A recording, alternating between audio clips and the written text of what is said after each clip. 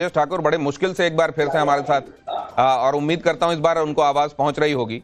आवाज आ रही है ना राजेश जी इस बार? जी जी बिल्कुल आ रही है। झारखंड के संदर्भ में आपको बधाई देने के लिए मैं कब से कोशिश कर रहा हूं, लेकिन आपको आवाज पहुंच ही नहीं रही है। ये बताइए, ये झारखंड में जो आप देख रहे हैं वैसा ही कुछ आपको महाराष्ट्र में होता क्यों नहीं दिखाई दे रहा है?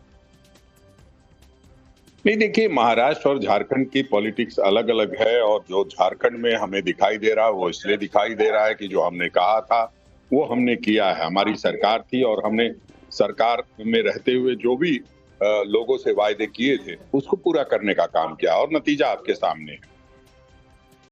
नहीं, ये आप जेएमएम के नाव पर अपनी भी एक तरीके से वैतरणी पार हो गई, इसको आप इस तरीके से देखते हैं? आप समझते हैं कि ये कांग्रेस का करिश्मा है जो दिखाई दे रहा है? नहीं, ये बात आप वहां शिवसेना वालों से भी कह रहे हैं कि नहीं कह रहे हैं कि शिंदे की वजह से वैतरणी पार? अरे उनका 86% स्ट्राइक रेट है, आप देख रहे हैं। भारतीय जनता पार्टी का अपना स्ट्राइक रेट इतना ज्यादा है कि उनसे ये सवाल नहीं पूछा जा सकता। नहीं, देखिए, भारतीय जनता पार्टी के उस पे नहीं होना चाहिए बात, तोड़ने की बात नहीं होनी चाहिए, जोड़ने की बात होनी चाहिए। आप जानते हैं इंडिया गठबंधन एक है, तो चाहे कोई जीते उससे लोगों को तकलीफ क्यों होती है? हमें लगता है कि बीजेपी के उस पे टोन पे नहीं चलना चाहिए कि तोड़ो जोड़ो, इस तरह की बात नहीं होनी चाहिए। सीधी बात यह है कि इंडिया गठबंधन सरकार बना रही है, उसको बनने दीजिए। बहुत धन्यवाद हमसे बातचीत करने के लिए। आप कह रहे हैं कि इसको इंडी को आप एक ब्लॉक के तौर पर देखें, उनमें कहीं कोई बटाव नहीं है, कम से कम ऐसा दिखाई तो नहीं देता है। माफ कीजिएगा राजेश जी, आप इसको कह रहे हैं, आपको कहना ही इसलिए पड़ रहा है क्योंकि ऐसा है नहीं। बहुत शुक्रिया हमसे बातचीत करने के लिए। लेकिन रुझानों पर ब्रजेश पाठक क्या कह रहे हैं जरा वो भी देख लीजिए। 9 में से 8 सीटों पर जीत दर्ज करेंगे। उत्तर प्रदेश उपचुनाव की बातें हो रही हैं। डिप्टी सीएम का बयान आया है कि हम 9 में से 8 सीटों पर जीत दर्ज करेंगे। इसका मतलब क्या? समाजवादी पार्टी केवल करहल ही जीत पाएगी? इसका मतलब क्या है, जरा सुनिए। उत्तर प्रदेश की 9 सीटों में से 8 सीटें भारतीय जनता पार्टी जीतेगी।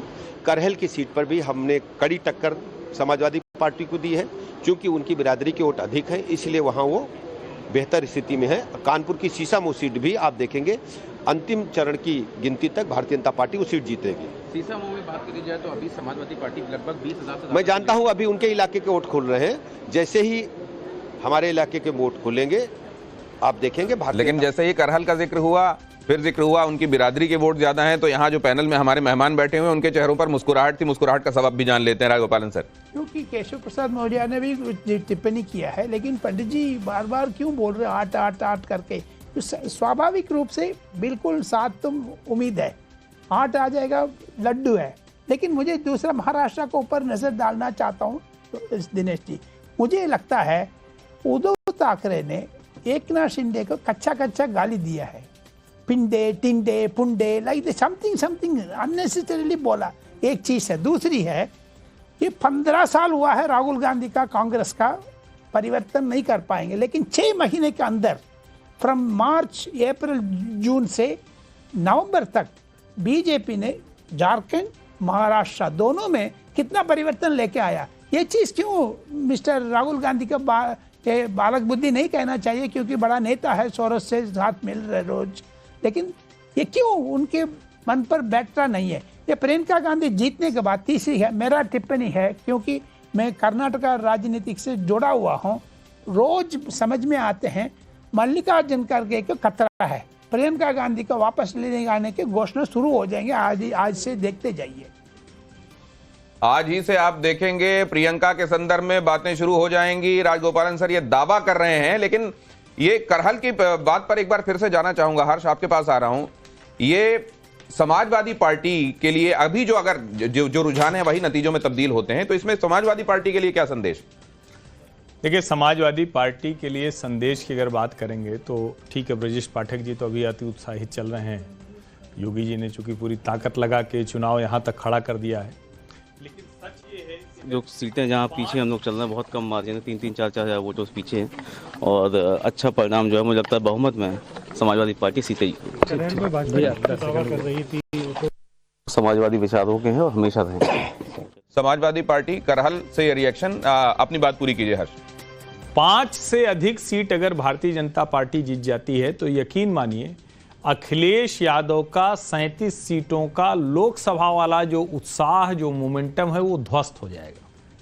क्योंकि ये जो सीटें थी, अगर मिल्कीपुर मिला लें जिसको नहीं हुआ था, 10 में से भले 5 भारतीय जनता पार्टी के साथ रहे, लेकिन सच ये है कि बीजेपी इन सीटों पर सोशल इक्वेशन के लिहाज से वीक थी, मुस्लिम समीकरण के लिहाज से वीक थी। अभी अभी लोकसभा में 37 सीटें समाजवादी पार्टी जीत चुकी है। क्या शानदार मोमेंटम क्रिएट हुआ था।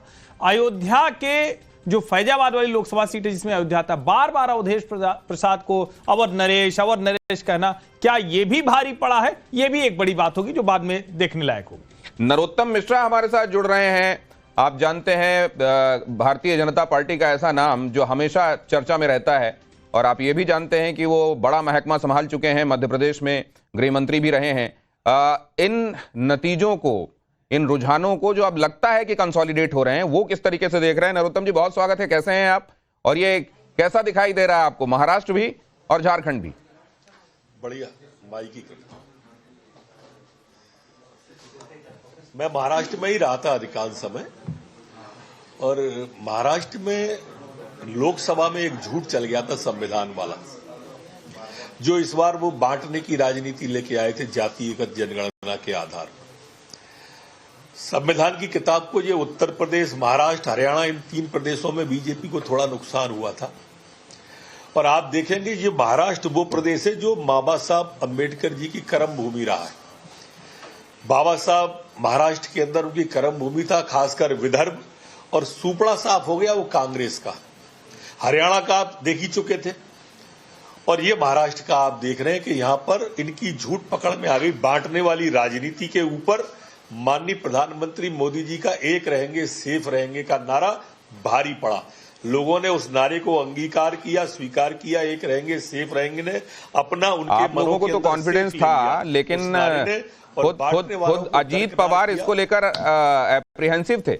वो कह रहे थे ये नारा यहां नहीं चलेगा।